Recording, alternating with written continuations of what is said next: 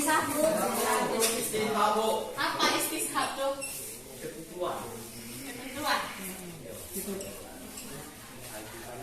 Oke, di sini kita akan masuk ke sumber hukum yang tidak disepakati atau sumber hukum yang mukhtalaf, yaitu maslahah mursalah. Ada yang tahu apa itu maslahah mursalah? Masalah bukan? Bukan. Nah, yang bisa apa itu?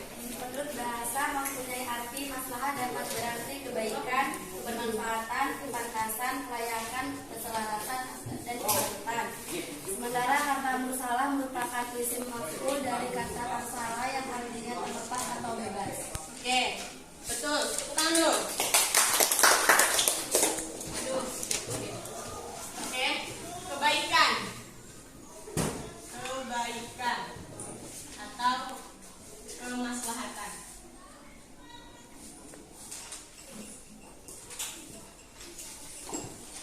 Maslahah mursalah yaitu adalah merupakan dalil hukum untuk menetapkan hukum atas persoalan-persoalan baru yang secara eksplisit tidak disebutkan di dalam Al-Quran maupun As-Sunnah. Maslahah mursalah secara eksplisit itu tidak ada, secara kasat mata itu tidak ada di dalam Al-Quran maupun As-Sunnah. Oke? Maslahah mursalah juga kemaslahatan yang tidak ada ketegasan untuk memakainya ataupun menolaknya. Jadi boleh-boleh saja hukumnya ya. Nah, baik. Kedudukan maslahah mursalah merupakan bagian dari syariat yang tidak boleh dikesampingkan meskipun ia tidak disebut dalam nas secara tekstual ataupun secara kasat mata tadi ya. Walaupun tidak ada di dalam Al-Quran. Baik. Ada yang tahu contoh maslahah mursalah di sini? Belum. Nah, seperti misalnya ya, Ibu kasih contoh sistem rambu-rambu lalu lintas itu merupakan salah satu contoh maslahah mursalah. Pencatatan perkawinan dengan buku nikah, akta cerai itu adalah salah satu contoh dari maslahah mursalah. Nah, kita masuk ke syarat-syarat. Yang pertama, maslahah itu harus jelas dan pasti. Harus jelas dan pasti apa tujuan, apa kebaikan yang akan muncul jika kita menggunakan maslahah mursalah itu. Apa yang kebaikan yang akan kita dapatkan dari kita menerapkan maslahah mursalah. Yang kedua, maslahah itu bersifat umum. Jadi tidak boleh maslahah ini digunakan untuk kepentingan umum. Seperti rambu-rambu lalu lintas tadi. Nah, kepentingannya itu untuk umum kan? Iya kan? Nah, lanjut. Maslahah mursalah tidak bertentangan dengan hukum, tidak bertentangan dengan Al-Quran, tidak bertentangan dengan hukum nas. Jadi boleh digunakan. Makanya tadi tidak ada dalil yang menolak ataupun membatalkannya.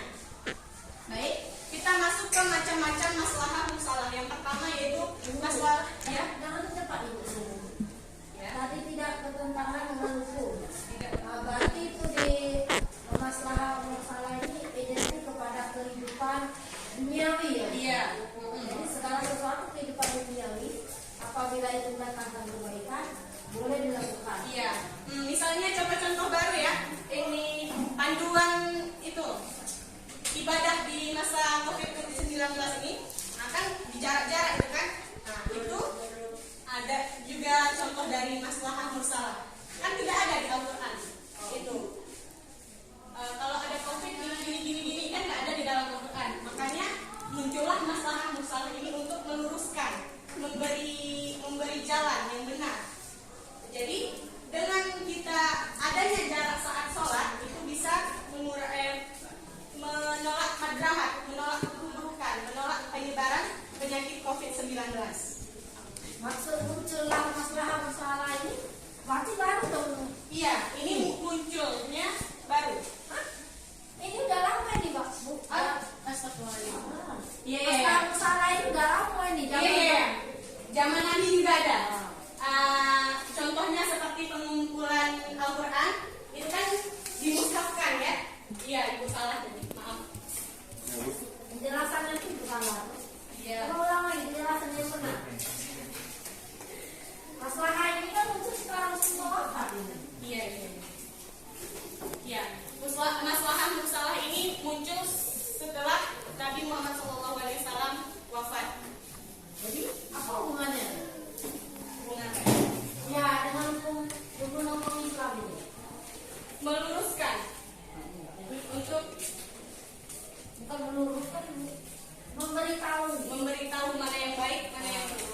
bagi itu kebaikan boleh dilakukan. Itulah yang disebut Maslahah mursala. Bang boleh penjelasan. Lanjut ke macam-macam maslahah mursala. Yang pertama ada daruriyah. Daruriyah ini sangat berhubungan dengan kehidupan manusia. Ada 5 pokok di dalamnya. Yang pertama itu agama, jiwa, akal, keturunan, dan harta. Ada yang paham Mas Ibu apa? Seperti agama misalnya kan, kita menjaga, kita dilarang murtad. Murtad itu berdosa nggak? Nah, jadi dilarang murtad itu ya, untuk menjaga agama supaya agama Islam ini terus menerus sampai ke zaman berganti zaman begitu ya. Lain murtad apa bu? Jihad, ya, jihad. Sholat bisa. Ya, sholat. Yang kedua jiwa. Jiwa itu misalnya dilarang membunuh. Seperti dilarang membunuh untuk menjaga apa coba? Menjaga umat manusia. Terus menjaga kewajiban mencari makan, berpakaian. Paham? Itu kan jiwa, itu makanan pulau. Kan makanan ada nanti kemudian. Iya. Kan ada 5 ada 1. Agama, Nah, jiwa, nah, akal, keturunan, sama harta. nah. Tapi makanan kemana itu? Jiwa kemana? Nah, ibu jalan macam-macam ya. Kalau jiwa itu tanpa agama, tanpa tuntunan, hidup kita akan galau. Itu maksudnya jiwa itu. Lanjut ke akal ya. Menjaga akal itu misalnya seperti meninggalkan seperti kamar, dua, Karena dapat merusakkan. ya, karena dapat memabukkan. Lanjut ke keturunan. Nah, misalnya kewajiban menikah, dilarang berzina, itu menjaga keturunan. Lalu harta, hukuman bagi orang yang mencuri, Jangan ngobrol dulu. melarang mencuri untuk memelihara harta. Yang kedua, dan paham, daruriyah. Itu daruri yang tadi ada 5 ya. Bu? Ada 5. Apa aja? Tadi. Siapa yang bisa?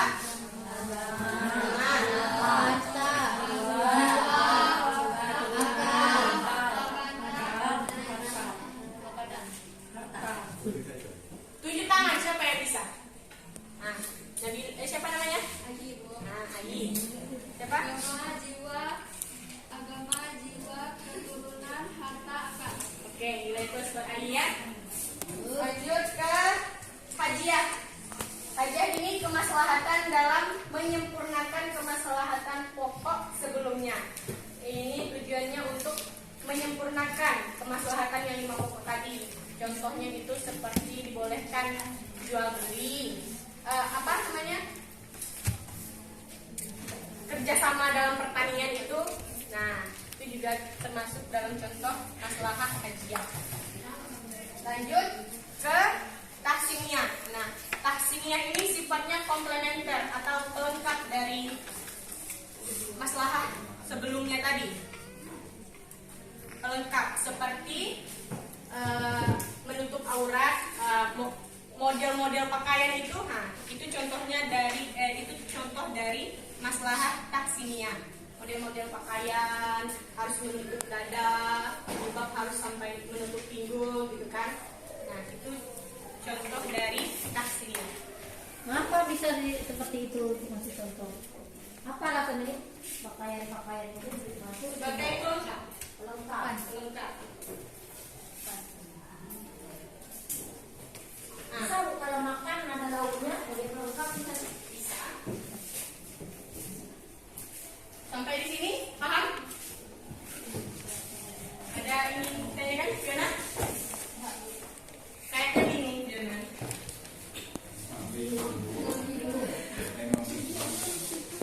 Kalau nggak ibu nanya. Bu, tidak perlu.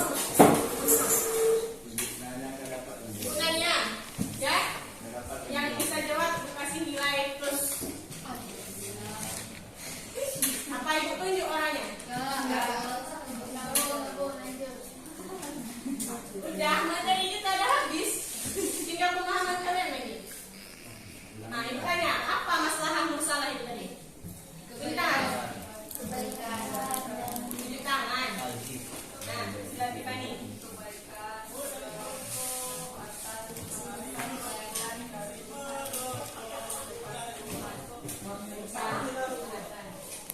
Itu masalahnya apa?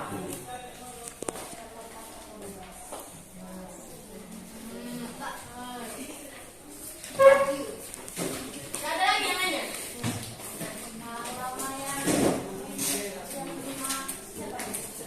Imam Malik. Imam Malik. Ya, Imam Malik menyetujui adanya masalah ini sebagai dalil dalam menetapkan alasannya. Nah, Imam Al-Ghazali ya. Nah, dia memandang masalah ini hanya metode istinbat atau berdiri sendiri. Itu Imam Al-Ghazali. Kalau Imam Malik tadi dia menyetujui adanya masalah ini sebagai coba ulangi. Lorina, apa tadi pendapat dari Imam Al-Ghazali? Imam Ghazali.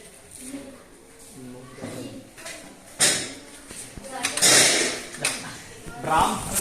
Yang laki-laki, paham? Apa bu? Paham kata ibu tadi? Ini baru masuk kamu kan? Ya bu, aku tadi bu. Burus. Makan apa kamu burus? Makan sebelah terlalu banyak. Oke, nggak ada yang ditanyakan? Masih paham. Jam kita udah habis belum? Belum. Selama. Alhamdulillah selama. Silang. Nah, bawa santai. Oh ya, santai dulu.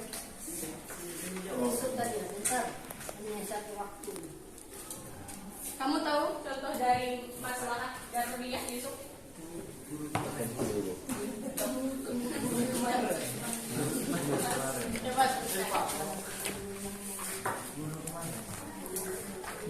Kuliah nih. Dari sinematik nih. Botak. Masalah daruriyah. Lima. Masalah daruriyah tadi ada berapa pokok anak? 5. Berat apa aja Yusuf?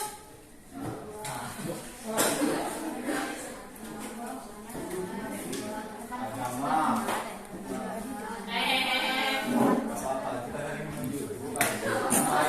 Ya karena ini gara-gara dia memperhatikan. Agama. Agama, jiwa, akal, dan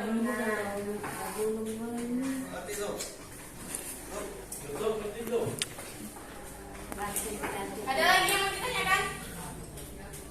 Haji ya tadi tuh, si itu Bu, Aldi. Ah, Itu Aldi. di mana Aldi?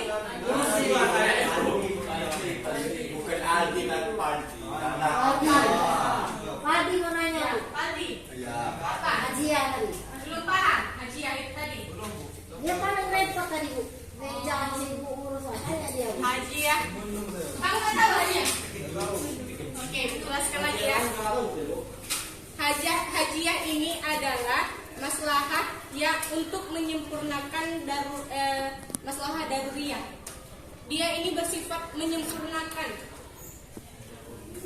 Contohnya seperti adanya jual beli, terus sistem kerjasama dalam pertanian, usaha juga bisa.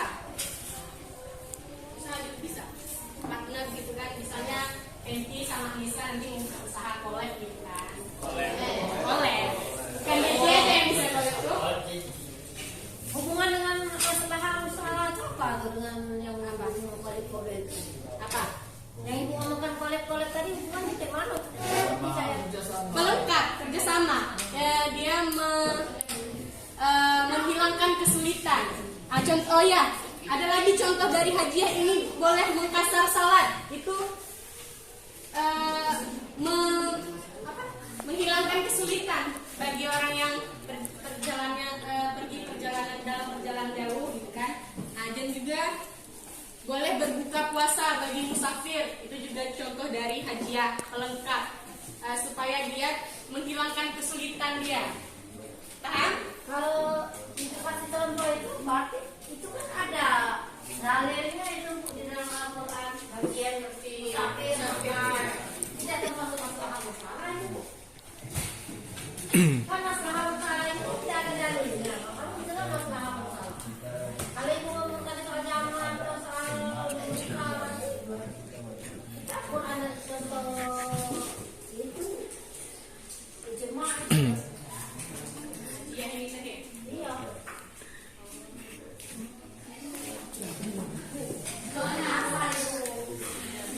Nah itulah sebenarnya zaman kemudian bagi surah Al-Maidah surah Al-Baqarah yang 229 yang memerintahkan sholat dan puasa. Kalian apa 17 menit nak cek dari kali itu tanah. Diperintah puasa. Nah, berarti balik kemudian kalau Kan 13. belakang itu ada bagi orang yang sakit boleh berpuasa, boleh itu boleh. Jadi masuk dari masalah. Dari mana yang diberikan contoh itu? Karena dia termasuk ke dalam masalah itu karena dia menghilangkan kesulitan. Berarti dia mengandung Mengandung kebaikan, kemaslahatan. Ya. Ada lagi yang ingin ditanyakan? Panas ya kawan sekalian nih. Pasang AC, Bu. Siapa yang sering tidur di belakang? Lihat tadi ada wajib ngomel di kelas kalian. Hah? Gak ada. Yang bener. Iya lah, kamu kan baru masuk. Apa itu masalah? Itu masalah itu. Izin terus kamu nih. Itu masalah yang Gak tahu, Bu. Apa Bu pengertiannya, Bu? Masalah ini apa itu? Baca. Kebaikan, kemaslahatan. Oh, berarti itu Bu maslahah. Itu Bu kebaikan, Bu. Masalah itu. Kemaslahatan. Kebaikan. Berarti sama aja tuh waktu itu. Kebaikan. Masalah itu kebaikan yang tidak ada di Al-Quran dan Hadis. As-Sunnah. Atau hadis. Oh, hadis. Oh, itu. Sampai kapan kita nih? Masih lama, Bu. Masih lama. Sampai zuhur. Sampai zuhur. Ada yang ditanyakan? Hanya hijau. Iya. Paham dalam masalah kayak nggak hati-hati gitu dalam Makanya ada syarat-syaratnya tadi. Harus jelas dulu, harus bersifat umum, tidak bertentangan dengan hukum atau nas. Jadi harus hati-hati menggunakan masalah ini, harus hati-hati. Makanya ada syarat-syaratnya. Ada lagi? Ingin tanyakan? Sudah. Baik. Dan sudah habis ya? Siapkan. Istiqamah. Salam.